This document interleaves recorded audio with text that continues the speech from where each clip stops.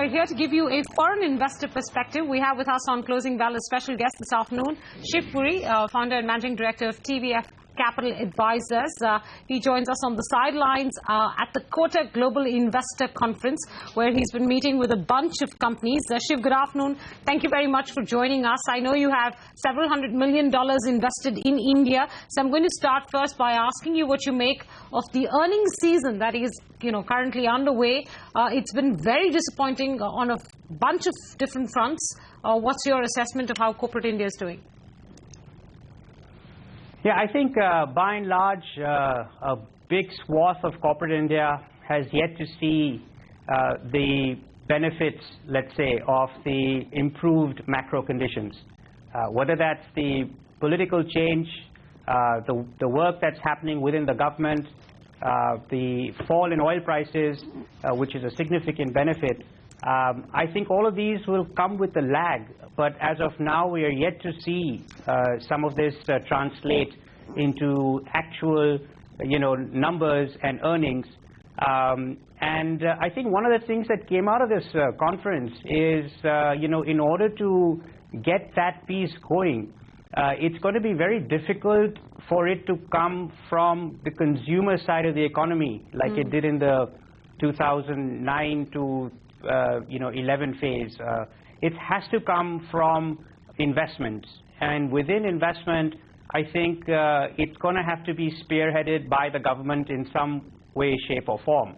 So doesn't that put the government doesn't that put the government in a bit of a bind? Because at one level you have people, investors like you, who talk about the sanctity of the fiscal deficit, and we'll be looking at that number very, very closely, and yet we're expecting them now to lead or pump prime the investment cycle.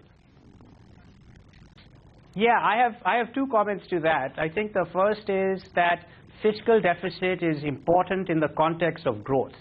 If the growth is low, as is the environment that we came off, then you have to control the expense line, and the fiscal deficit number must be maintained. But in order, if growth is picking up, there is some flexibility on the fiscal deficit side. The second point I'd make is that not all of this has to come from the government's balance sheet. I mean, if you look at some of the PSU companies, whether it's the Coal Indias or the NHPCs or even NHAI, National Highway Authority of India, they're sitting on a lot of capital. And it would be great to see that being deployed on the infrastructure side to sort of kickstart the cycle. There is something that needs to ignite, and I think that's the best place for it to start. Shiv, it's interesting. You're part of a growing chorus now that's putting, if I may say so, fiscal responsibility second to kickstarting the investment cycle in a fashion where public spending leads private spending, or the return of private spending, so to speak. And I think the bit that you're talking about, we're getting PSUs to put the cash on their balance sheets to work, is also, a growing chorus at this point in time. What kind of infrastructure funding structure would you like to see, in this budget, sans which you might be a little bit disappointed, by lack of vision in the government?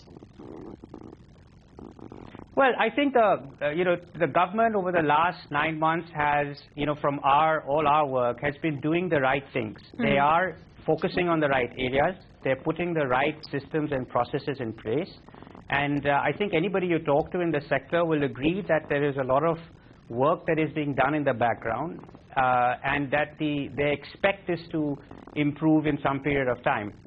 I think that in terms of the budget, there has to be really, I think, two key areas that should be of focus. One is on the infrastructure side. Now, whether that's only through taxation or whether that's through certain benefits or exemptions, that's something that they would have to figure out. But whether it's in road development, which is something that we can start fairly quickly, or on the infrastructure, other areas of infrastructure, that's one area I think that they should focus on. And the other is what the government's talked about, which is Make in India. Well, I think we should have some clarity on make what in India. We certainly don't have the same level of advantage, so to speak, as maybe China in mass-scale production of pretty much any good. It's much cheaper to do it there, even after we import and bring it out here. So it's hard for an entrepreneur to sort of say, I'm going to make this, just to maybe create jobs. He's going to want to look at a return. Having said that, I think we have in India a lot of strengths in terms of the technology capability of people, and we should use that and see in what areas that can be applied, whether it's in production of industrial equipment or defense, certain medical equipment, just things where we feel as a country we have the strength, and address those in the budget so you incentivize people to invest there. All right, Shiv, if I may come back to your view on the markets, given the fact that you're fairly disappointed with earnings season, I'm guessing that you're quite comfortable with the correction we've seen from 9,000 levels to, let's say, today at about 8,500 on the Nifty. Markets now finally sort of catching their breath and the economy catching up with markets? Yeah, I think this is very healthy. In fact, I think if the markets don't do something like this, there is cause for concern. If the market has regular corrections along the way, I think it's very healthy. It keeps people in check. It keeps reality in check. And as many people have said, that this is a marathon, and we have to treat it that way, not only for the economic recovery in the country, but even for the stock market. Where do you expect markets to go from here on? Do you expect, the budget to be a game changer? Do you expect that by the end of the year, the Nifty will be way above 9,000? Or do you think this will be a year where we wait for the economy to catch up with markets? Yeah, I think the latter. It's very hard to put a number on a 9-month or a 1-year perspective even. But I think that the economy needs to pick up there. I'm more interested in some of the steps that the government has taken, what the results of those would be, what the action of is happening on the infrastructure side, what is happening in terms of project announcements, where work is actually starting.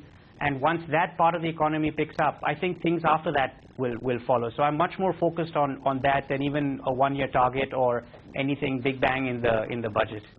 What does that mean for your investment strategy in 2015? Some of the stocks I know that TVF has been associated with are stocks like Hero or Pidilite or Bosch. What looks good to you in 2015? Well, without talking about any specific stocks, I think the areas that still look good for this year would be financial services. We've always felt that is one of the best ways to play the capex cycle, the consumer cycle in India. I feel that areas like even housing finance, even though there has been some movement in some of those companies, there is a very long-term secular opportunity where maybe the longevity of that growth is probably not fully appreciated. Healthcare is a segment of the economy that reminds us of where IT services was maybe 12 or 15 years ago. That IT services sector took a good 8-10 years before India took off, and I think healthcare is like that, where so how would you play healthcare companies. How do you play healthcare, Shiv? Is it hospitals? Is it through pharma companies? How do you play healthcare? I think healthcare, the best opportunity in healthcare is through pharma companies that are serving the overseas market. Okay. As you've probably seen in over the last couple of decades, there have been 3 or 4 companies in Israel that have built very good businesses, and I think the skill set in India for that to happen is abundantly there. They've proved themselves. And the global market is focused on getting drugs at a reasonable price. I think that's one big element of what the US is trying to do. And it seems that it's the market sizes are huge, and it's an opportunity for companies in India to capitalize on. And if we look at these pharma companies, there are only 2 or 3 large big companies. I think there's a possibility over the next 5 to 10 years to have 8 or 10 very large pharma companies serving that market. Shiv, I just want to put in a final question on the global context. I won't reiterate all the various challenges that the global economy is facing, the currency volatility, the divergence in central bank movement. But I'm curious to know how you assess, the impact on liquidity flows coming into emerging markets like India. And, even if on the one hand, it'll be the economy playing catch up with markets, if on the other hand, we have overwhelming liquidity flows, these markets will move substantially higher. Yeah, I think, when you look at global liquidity, it appears to us that, wherever you see in the world, interest rates are low. And while the U.S. might raise interest rates this year, it's likely to be a very slow climb. So as a global investor, you sit and look and, your money it's very difficult to earn anything in most places.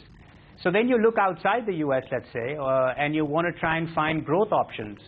Well, there, if you look at some of the other emerging countries, specifically part of this famous BRIC club, those other economies are not doing very well, if at all. Some of them are degrowing, some of them are flat. So you look around the world and you say, well, where is it an economy that's even growing at 5-6% with the potential to grow higher?